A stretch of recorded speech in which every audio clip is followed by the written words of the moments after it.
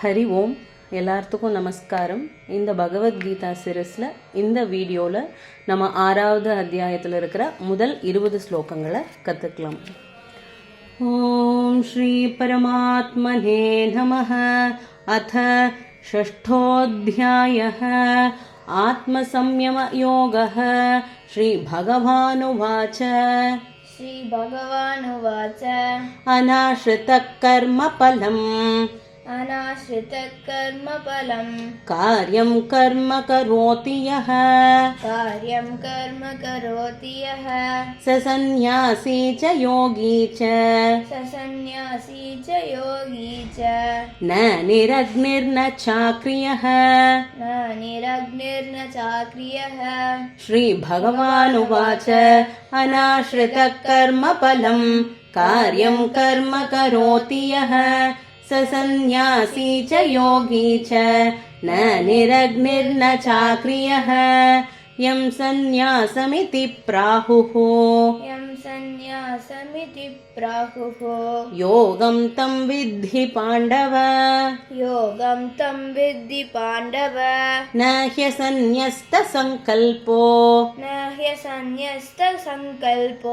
योगी भवति कश्चन. यं सन्न्यासमिति प्राहुः योगं तं विद्धि पाण्डव न ह्यसन्न्यस्तसङ्कल्पो योगी भवति कश्चन. आरुरुक्षोर्मुनेर्योगम् कर्मकारणमुच्यते योगारूढस्य तस्यैव शमः कारणमुच्यते. आरुरुक्षोर्मुनेर्योगम् कर्मकारणमुच्यते योगारूढस्य तस्यैव शमः कारणम् उच्यते. यदा हीनेन्द्रियार्थेषु न कर्मस्वनुषज्जते सर्वसङ्कल्पसन्न्यासी योगारूढस्तथोच्यते. यथा हीनेन्द्रियार्थेषु न कर्मस्वनुषज्जते सर्वसङ्कल्पसन्न्यासी योगारूढस्तथोच्यते. उद्धरेदात्मनात्मानम् नात्मानम् अवसादयेत् आत्मैव ह्यात्मनो बन्धुः आत्मैरिपुरात्मनः उद्धरेदात्मनात्मानम् नात्मानम् अवसादयेत् आत्मैव ह्यात्मनो बन्धुः आत्मैव रिपुरात्मनः. बन्धुरात्मात्मनस्तस्य येनात्मैवात्मना जितः अनात्मनस्तु शत्रुत्वे वर्तेतात्मैव शत्रुवत्. बन्धुरात्मात्मनस्तस्य येनात्मैवात्मना जितः अनात्मनस्तु शत्रुत्वे वर्तेतात्मैव शत्रुवत्. जितात्मनः प्रशान्तस्य परमात्मा समाहितः शीतोष्णसुखदुःखेषु तथा मानापमानयोः. जितात्मनः प्रशान्तस्य परमात्मा समाहितः शीतोष्णसुखदुःखेषु तथा मानापमानयोः. ज्ञानविज्ञानतृप्तात्मा कूटस्थो विजितेन्द्रियः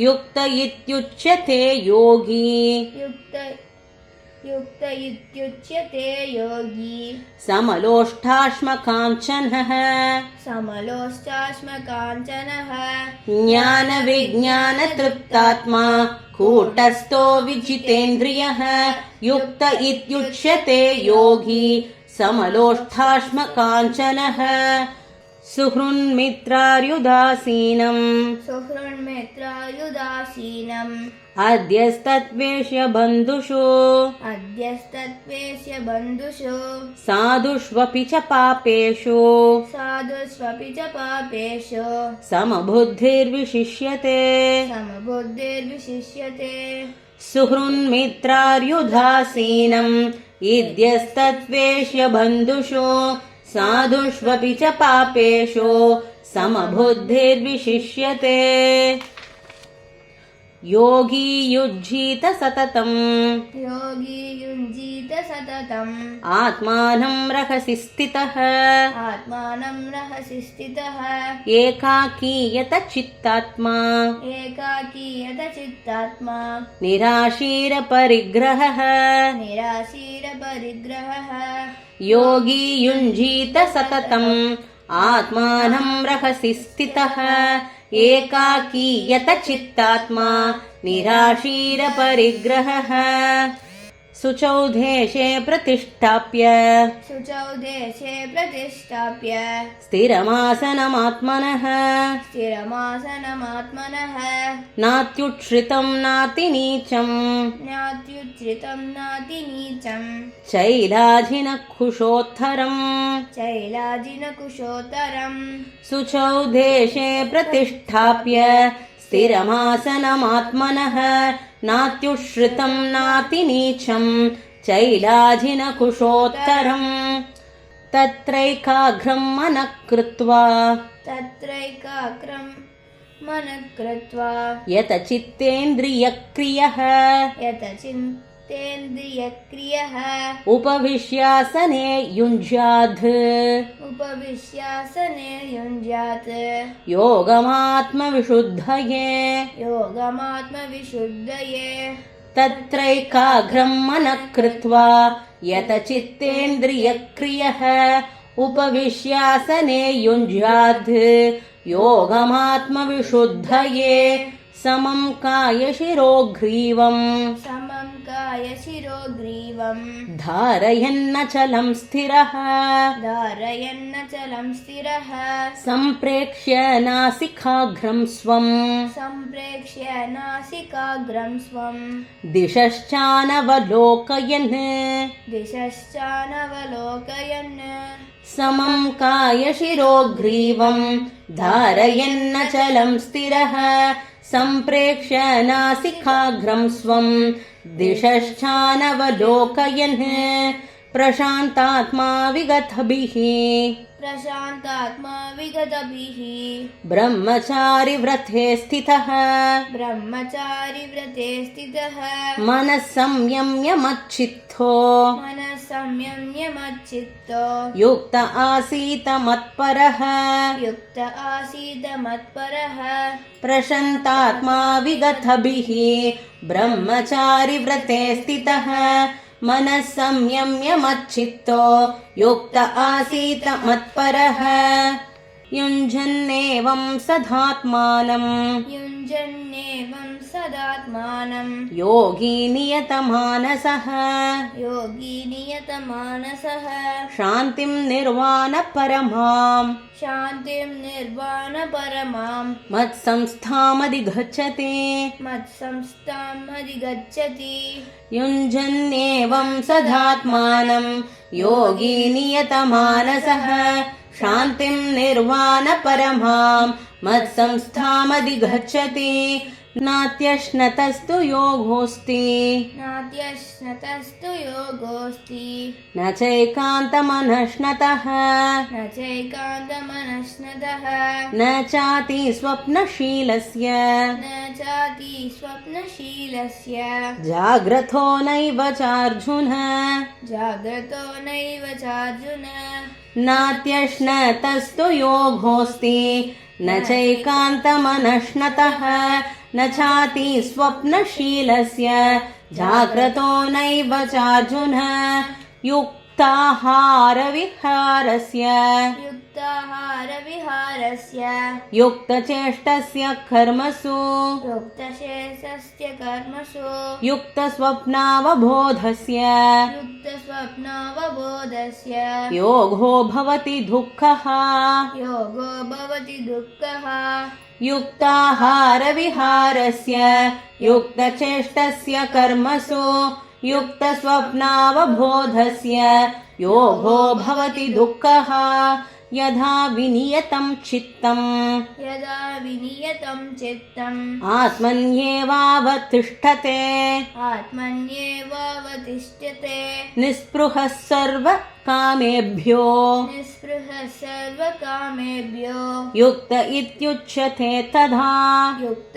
इत्युच्यते तदा यदा विनियतं चित्तम् आत्मन्येवावतिष्ठते निःस्पृहः सर्वकामेभ्यो युक्त इत्युच्यते तथा यथा दीपो निवातस्थो यथा दीपो निवातस्थो नेङ्गते सोपमा स्मृता नेङ्गते सोपमा स्मृता योगिनो यतचित्तस्य योगिनो यतचित्तस्य युञ्जतो योगमात्मनः युञ्जतो योगमात्मनः यथा दीपो निवातस्थो नेङ्गते सोपमा स्मृता योगिनो यतचित्तस्य युञ्जतो योगमात्मनः यत्रोपरमते चित्तम् यत्रो परमते चित्तम् निरुद्धं योगसेवया निरुद्धं योगसेवया यत्र चैवात्मनात्मानं यत्र चैवात्मनात्मानं पश्यन्नात्मनि तुष्यति पश्यन्नात्मनि तुष्यति यत्रोपरमते चित्तं निरुद्धं योगसेवया यत्र चैवात्मनात्मानं பஷ்யன்னாத்மனி துஷ்யதி.